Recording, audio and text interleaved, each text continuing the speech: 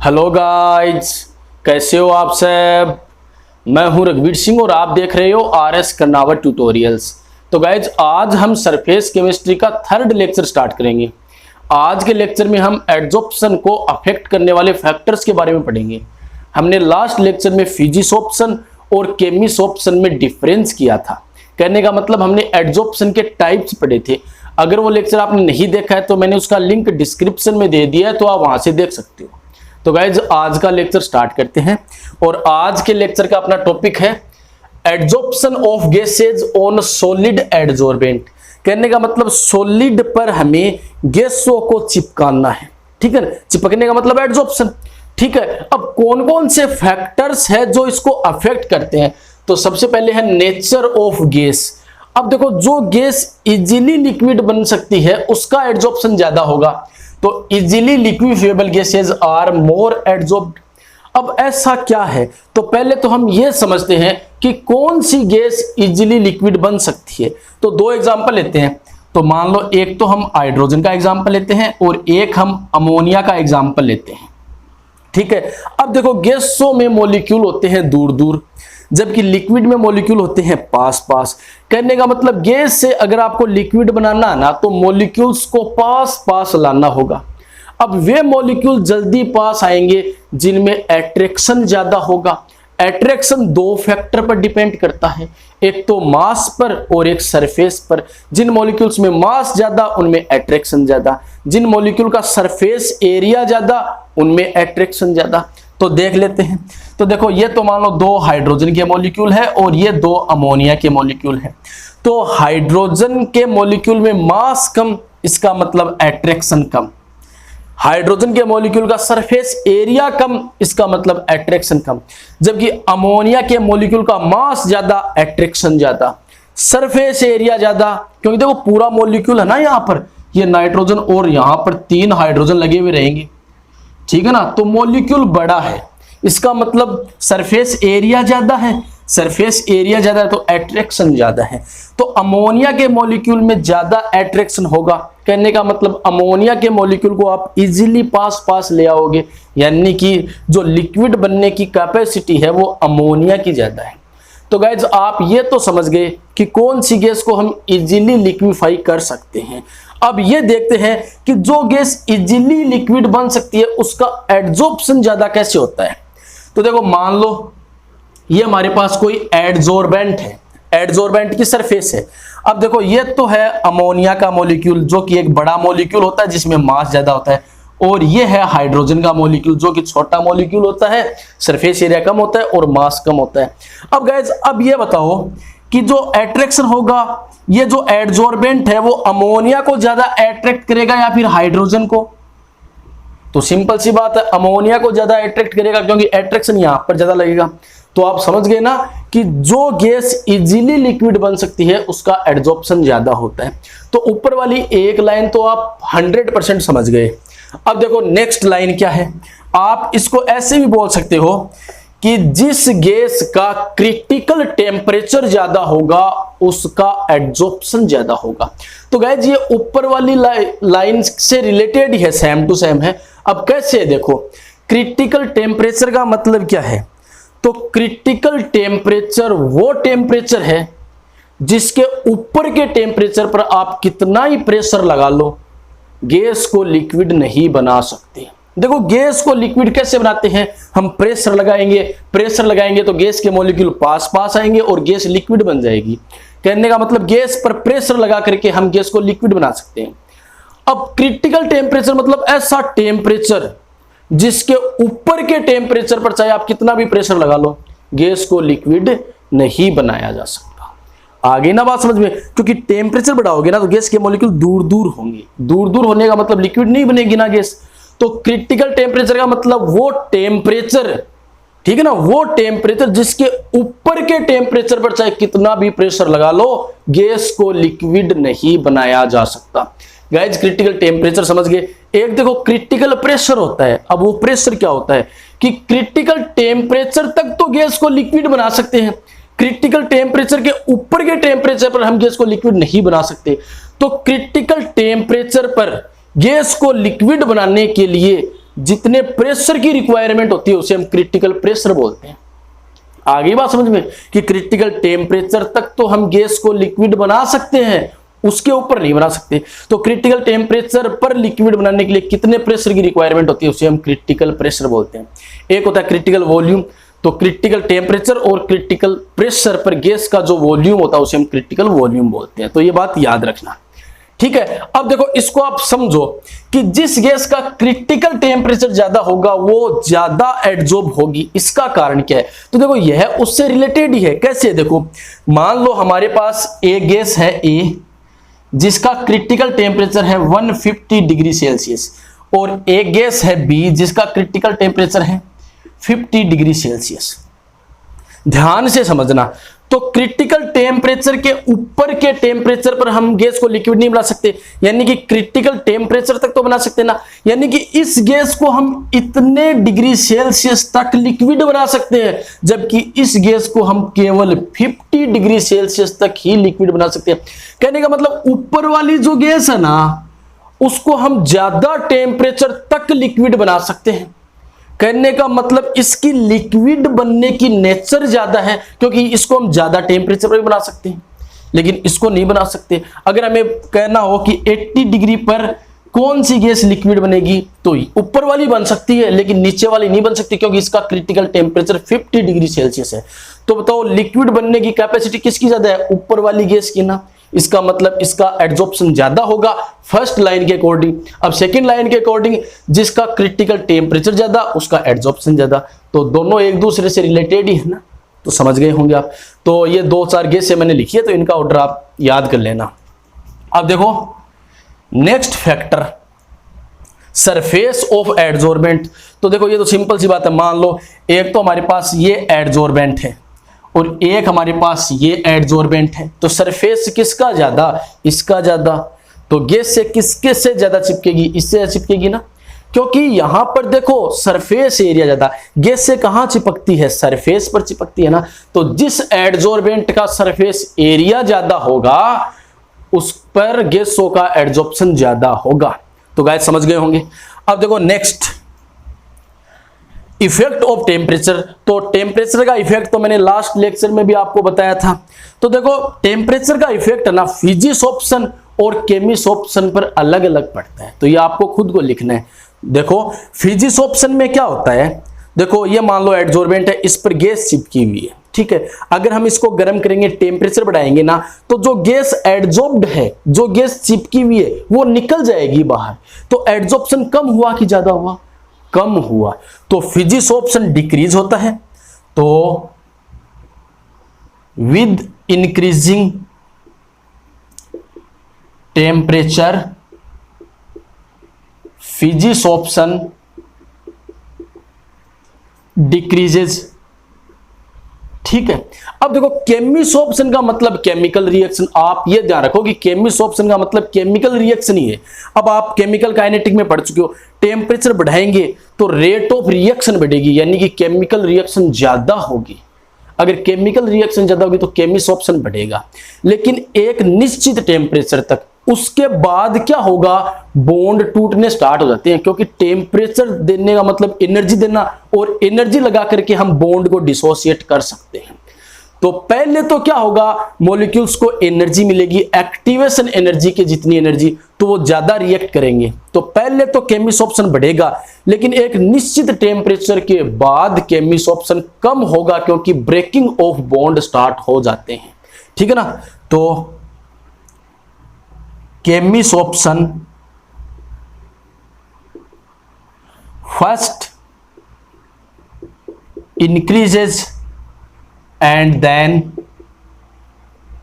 Decreases, है ना। पहले बढ़ेगा केमिसॉप्शन, फिर कम होगा। तो देखो ग्राफ, तो ग्राफ को ध्यान से समझना, लास्ट लेक्चर में भी मैंने बताया था।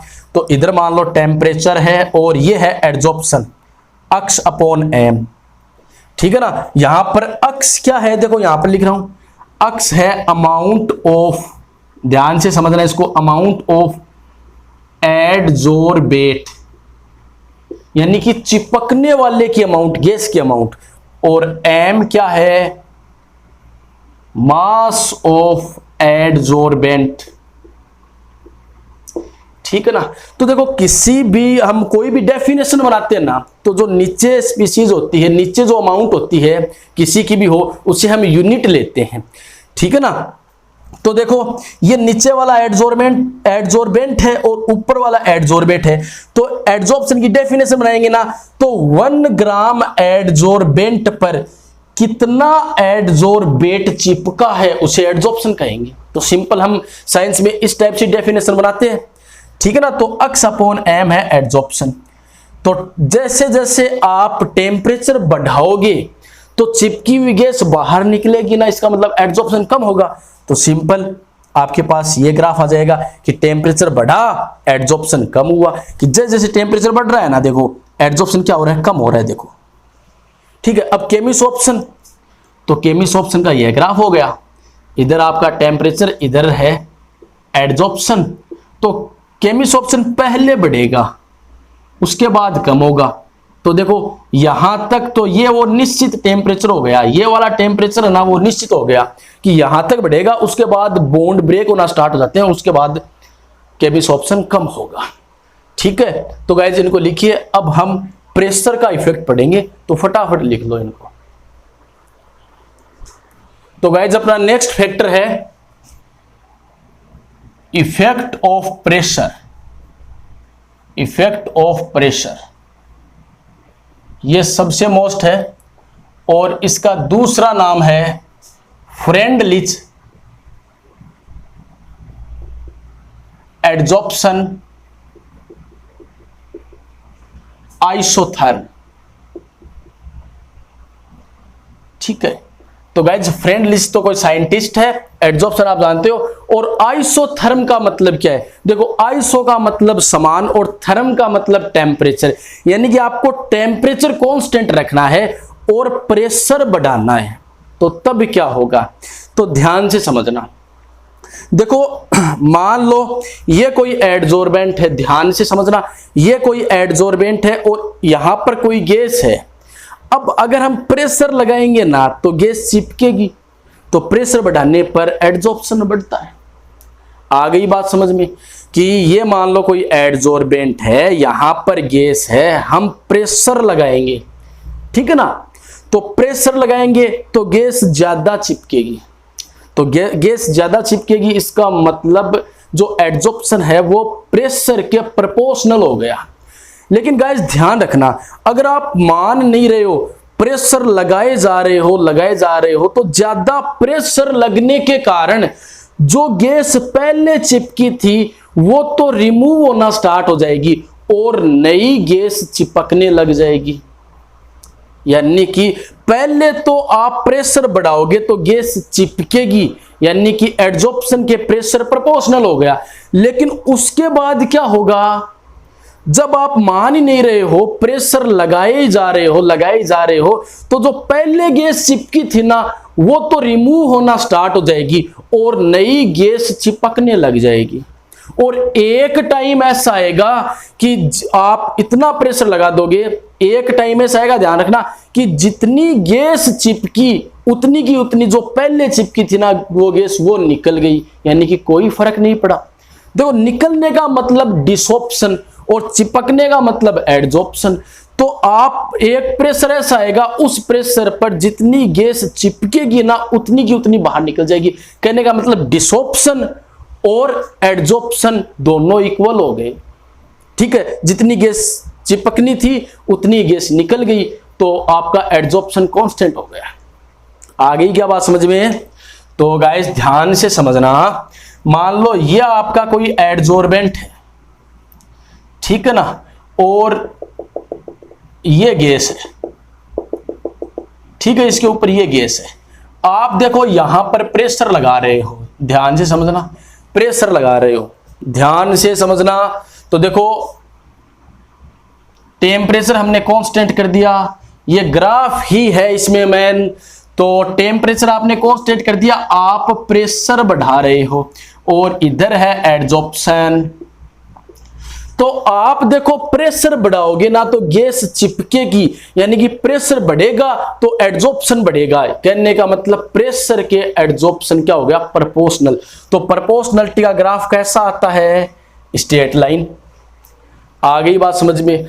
अब आप मान नहीं रहे हो, प्रेशर बढ़ाते ही जा रहे हो, बढ़ाते ही जा रहे हो, तब क्या होगा कि जो पहले गैस चिपकी थी ना, जो पहले गैस चिपकी थी वो तो उतरना स्टार्ट हो जाएगी, मतलब डिसॉप्शन स्टार्ट हो जाएगा और नई गैस चिपकने लग जाएगी। कहने का मतलब धीरे धीरे एड्सॉर्प्शन कम होगा और एक टाइम ऐसा आएगा, मतलब एक प्रेशर ऐसा होगा, क्योंकि आप प्रेशर लगातार बढ़ा रहे हो, तो एक प्रेशर ऐसा आएगा कि जितनी नई गैस चिपकी है ना उतनी की उतनी निकल जाएगी, मतलब कोई फर्क ही नहीं पड़ा। तो धीरे धीरे देखो, पहले तो क्या था, एड्सॉर्प्शन प्रेशर के प्रोपोर्शनल था कि आपने जितना प्रेशर लगाया उतना ही उतनी गैस चिपकी, यानी कि एड्सॉर्प्शन बढ़ा। तो प्रोपोर्शनलिटी का ग्राफ कैसा आता है, सीधा। तो मान लो यहां तक तो है, इस प्रेशर तक तो एड्सॉर्प्शन क्या है, इसके प्रोपोर्शनल है। उसके बाद धीरे धीरे कम होने लग गया क्योंकि गैस उतरना स्टार्ट हो गई, तो धीरे धीरे कम हो गया। तो ये ग्राफ ऐसे मुड़ेगा, मुड़ेगा। आगे बात समझ में। उसके बाद एक प्रेशर ऐसा आया कि जितनी गैस चिपकी उतनी की उतनी उतर गई, कोई फर्क नहीं पड़ा, है ना भाई। जितनी गैस चिपकी है उतनी की उतनी डिसॉप हो गई, यानी कि रिमूव हो गई, तो एड्सॉर्प्शन कांस्टेंट हो गया ना, वो प्रेशर ये होगा। यानी कि यहां पर देखो, इस प्रेशर के बाद आप चाहे कितना ही प्रेशर बढ़ा लो, इस प्रेशर के बाद आप कितना ही प्रेशर बढ़ा लो, जितनी गैस चिपकेगी उतनी उतर जाएगी। कहने का मतलब देख लो, एड्सॉर्प्शन आपका कांस्टेंट हो गया।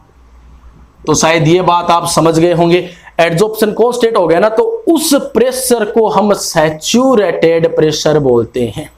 आगे बात समझ में। अब देखो, इस ग्राफ के 3 पार्ट है, ये आपको समझना बहुत जरूरी है स्टूडेंट।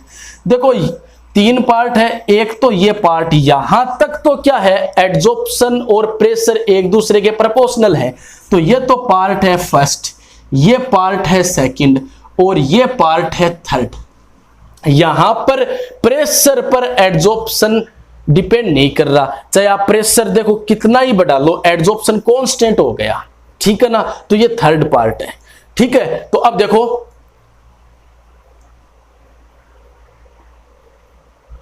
तो पार्ट फर्स्ट की बात करें हम, ध्यान से समझना इसको। पार्ट फर्स्ट, तो एड्सॉर्प्शन जो है वो प्रेशर के प्रोपोर्शनल है, यानी कि प्रेशर की पावर 1 के प्रोपोर्शनल है। तो x upon m is equal to, proportionality का साइन हटाओगे तो कोई कांस्टेंट आएगा, और ये p, ठीक है। अब पार्ट थर्ड की बात करें हम, यहां पर जो एड्सॉर्प्शन है वो प्रेशर पर डिपेंड नहीं कर रहा है, क्योंकि प्रेशर बढ़ा रहे हो, एड्सॉर्प्शन में कोई फर्क नहीं पड़ रहा ना, जितनी गैस चिपक रही है उतनी की उतनी रिमूव हो रही है, यानी कि प्रेशर की पावर 0 के प्रोपोर्शनल है।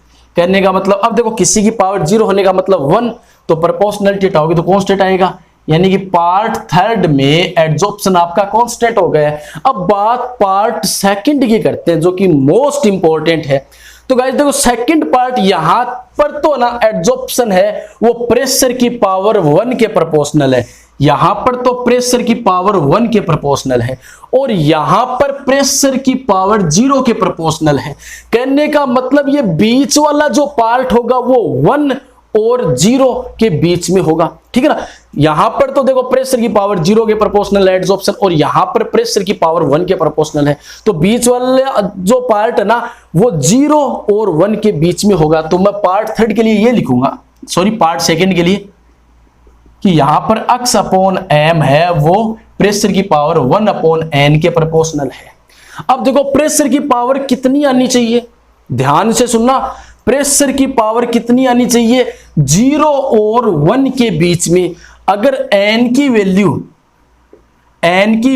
1 से बड़ी होगी ना, तो जो प्रेशर की पावर आएगी ना वो 0 और 1 के बीच में आएगी, ठीक है ना। अब आप n की वैल्यू ना ही तो 1 कर सकते, क्योंकि n की वैल्यू 1 आने का मतलब प्रेशर की पावर 1 आ गई, तो 1 तो यहां पर है, और ना ही आप n की वैल्यू 1 से कम कर सकते, क्योंकि n की वैल्यू अगर आप 1 से कम कर दोगे ना तो प्रेशर की पावर 1 से ज्यादा हो जाएगी, जो कि हो ही नहीं सकती।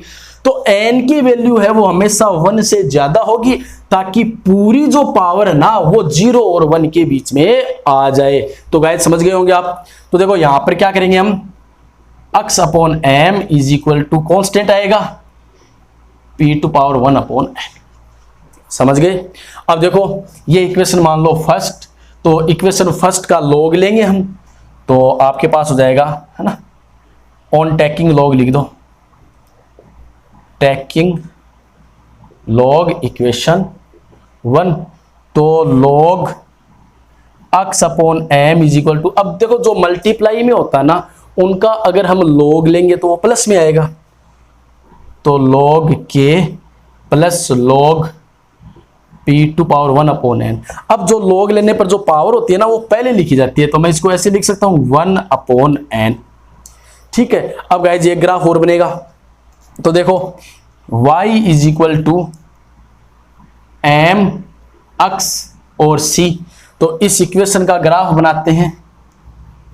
तो देखो y एक्सिस पर हमें क्या लेना है, तो y पर क्या है, log x upon m, x axis पर हमें क्या लेना है, log p, स्लोप क्या होता है m, और m देखो यहां पर क्या है 1 अपॉन n ना, देखो दिख तो रहा है ना सबको, यहां पर m है स्लोप, और स्लोप क्या है 1 अपॉन n, और स्लोप किसकी है, पॉजिटिव है। स्लोप क्या है, पॉजिटिव है। तो जब पॉजिटिव स्लोप होते हैं ना तो ग्राफ ऐसे चलता है, और नेगेटिव स्लोप होते हैं तो ग्राफ ऐसे चलता है। तो ग्राफ स्लोप क्या है, पॉजिटिव है, तो ग्राफ चलेगा ऐसे। इसकी स्लोप के बारे में आप बोल सकते हो 1 अपॉन n। तो ग्राफ के नीचे का पार्ट होता है गाइस, तो वो इंटरसेप्ट होता है, तो यहां पर इंटरसेप्ट क्या है, c जो होता है वो इंटरसेप्ट होता है, तो इंटरसेप्ट है यहां पर log k, log k। आ गई बात समझ में। अब गाइस ऐसा का ऐसा एक दूसरा टॉपिक है, एडजॉर्प्शन फ्रॉम सॉल्यूशन फेज।